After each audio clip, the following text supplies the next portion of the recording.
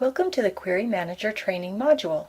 Query Manager is a discrepancy management system developed by the Data Coordinating Center, also known as the DCC. This web-based application is used for most DCC studies and supports the validation of the information provided for each clinical trial. Query Manager is compatible with Mozilla Firefox, and it is highly recommended to use this browser. No other browser has been validated to date. In this module, we will review the navigation features of Query Manager as well as a review of discrepancy management. Let's begin with a few data management terms and definitions. A query is a question or an inquiry. It is calling attention to a discrepancy in the information that was entered. A validation rule is an electronic or manual check defined to ensure the data are logical, consistent, and complete. For instance, a rule might compare two dates to ensure that one occurs after the other. A simple example would be a rule that checks to make sure a subject's date of consent occurs after that subject's date of birth. Clinical data managers, or CDMs, write a number of rules that verify or validate the information entered for a clinical study. Each rule identifies a specific type of discrepancy, and each discrepancy results in a query that is specific to the subject ID, form, and data field. A discrepancy is when the information entered violates one or more of the validation rules. Using the previous example, the date of birth is after the subject's date of consent, because the year entered is incorrect. Resolution is when a data query requires no additional action. There are two ways for queries to resolve in Query Manager. A query can resolve automatically, meaning data entered in the EDC system has been modified so that the discrepancy no longer exists. Or a query can be resolved manually. Manual resolution is required when the data discrepancy still exists, but clarification or a valid explanation has been provided. We will go into more detail of the resolution process within Query Manager shortly. The DCC utilizes the single sign-on password system Active Directory, which links usernames and passwords across all DCC systems. Therefore, Query Manager and the Electronic Data Capture, or EDC system, such as OpenClinica or REDCap, share the same login account information. When logging into Query Manager, select the desired study from the Select Study drop-down list, and then enter your assigned username and password. User accounts are created and managed through the EDC system. After an account is created, the user information is synced with Query Manager later that night after business hours.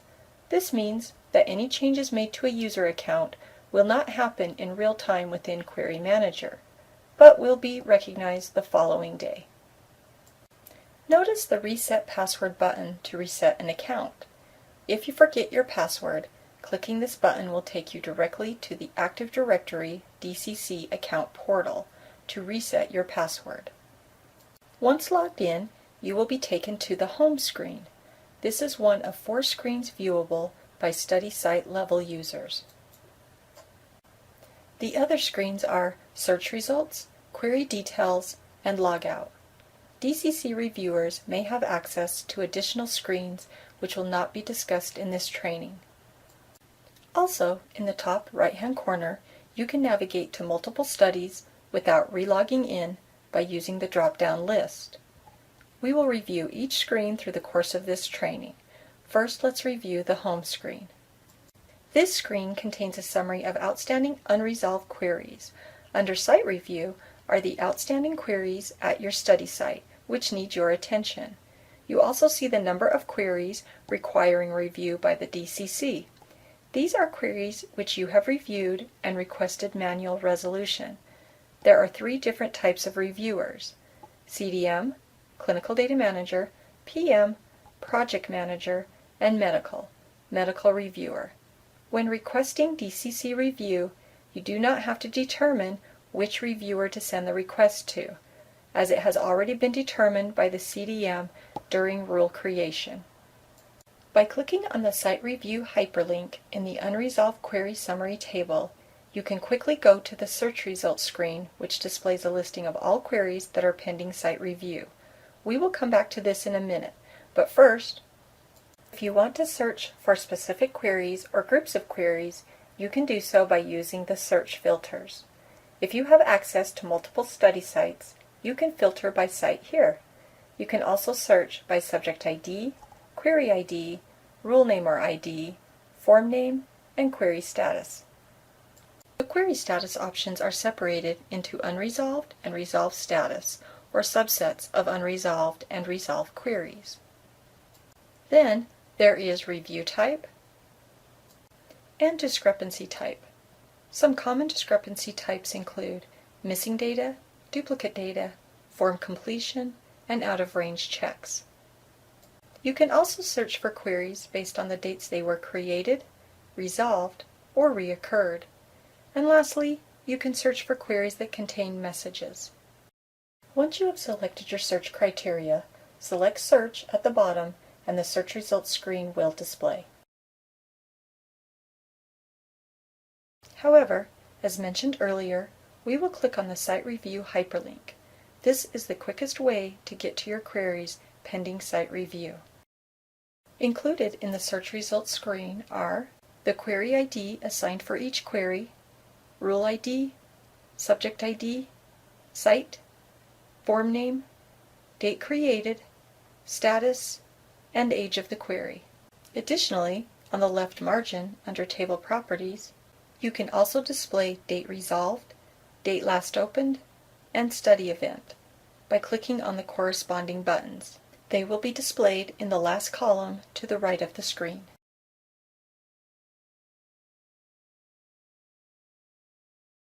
The subrule ID refers to whether the rule is a superrule or not. A superrule is a single rule that looks for a specific type of discrepancy across multiple data elements. For example, a superrule may check to see if any of the 10 questions on a form are unanswered. A negative number means it is a regular rule. A positive number is a superrule and identifies a specific data point that has been combined into a single superrule. This is for use by the data manager to increase efficiency during rule creation. You also have a few sorting options. The default search results are displayed in order of query ID. The sort options most commonly used are subject ID, query ID, form name, and date created. Most research coordinators find the sort by subject ID to be most useful, so that the queries for a specific subject are addressed all at once when the source documentation or medical chart is available. To increase the number of rows displayed on the screen, enter the number in the Max Number of Results page field, and then click on the Change button. The default number of rows displayed on a screen is 100. The maximum number that can be displayed is 300. Additional pages can be navigated using the numbered boxes or arrow hyperlinks above the table. Under Summaries, the queries can also be displayed by rules. You can return to the default display by clicking on Display Results by ID. They can also be displayed by sites.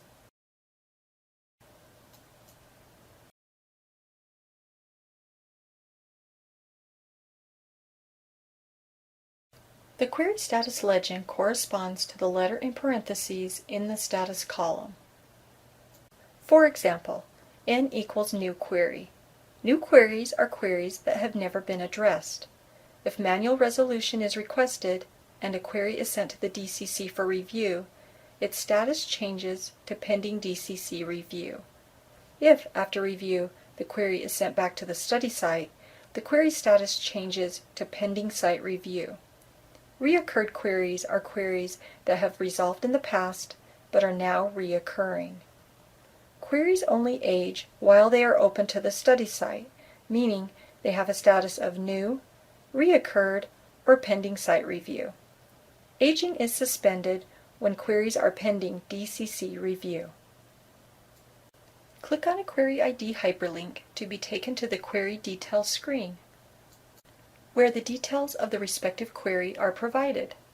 This screen is important because it is where each query is reviewed and addressed. The Query Details screen displays all of the information needed to locate the discrepancy in the EDC system, such as the subject ID, query ID, site name, study event, form, and possibly section or header. The specific issue the query is addressing is defined in the query term field.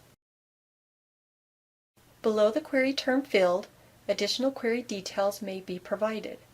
This could include information such as row or occurrence to help identify the specific row in a table or occurrence of a repeating event in the EDC system.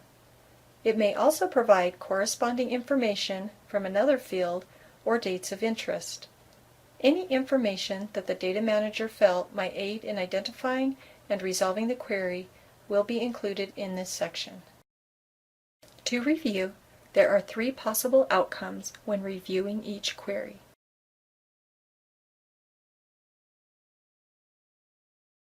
One, if you review the query term and determine that there is a data entry error, modify the information in the EDC system. No further action is needed. The query will auto-resolve within 24 hours. 2, if the discrepancy cannot be addressed at the current time, a message can be added to the query to indicate action is being taken, but this is not required. For example, a follow-up visit that did not occur but has a new scheduled date.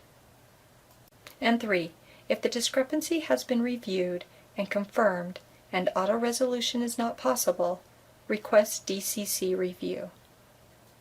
When requesting DCC review, it is important to indicate confirmation of the discrepancy. For example, when one of the following occurs. If the values provided are consistent with source documents, for example, an out-of-range lab value, or to provide an explanation why the information is not available, or to provide an explanation why the information is inconsistent and accurate as entered. Within Query Manager, enter your response in the bottom New Message box. Then select Request DCC Review. This will move the entry into the message history. Note that when DCC review is requested, the query moves from the total number of queries pending site review to the total number of queries pending CDM, PM, or medical review on the query summary section of the home screen. And, as mentioned previously, on occasion, the site RC or DCC staff may want to leave a note regarding a query. By entering a comment in the New Message field and clicking on the Add Message button, the query status will not change, but the note will be added to the message history. The query history can also be viewed on this page. The history provides the age and status of the query. There is also an audit history that records when each message is added and any status changes to the query. Note that while in this screen, it is not necessary to return to the search results screen to view additional queries. To advance from query to query, click on the Previous or Next buttons next to the query ID as shown, or select a specific query ID from the drop-down list. Remember to log out by clicking on this link each time you are finished using Query Manager. System-generated summary email notifications are sent out on a regular basis. Each morning, after the system processes all queries, an email is generated for each site with new queries.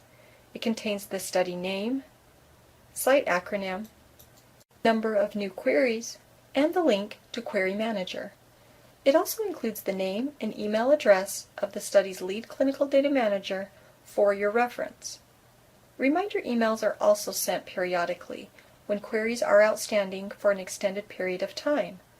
The frequency is determined by the study team and could vary from study to study. As a reminder, it is expected that queries be resolved within 2 weeks of data entry in order to keep all data as up to date as possible. Other important tips to remember. The recommended browser is Mozilla Firefox. No other browsers have been validated to date. Each time you navigate back to the home screen, filters are reset. As a general rule, the browser's back button should not be used. Instead, use the tabs and links within Query Manager to navigate between screens. It is recommended to only have one window open for Query Manager at a time. When more than one is open, for instance, if reviewing multiple studies, it gets confused and one will override the other so that they are the same. The Query Manager URL is listed. It will be provided again once all training is complete. Please remember to bookmark it. This concludes the Query Manager training module.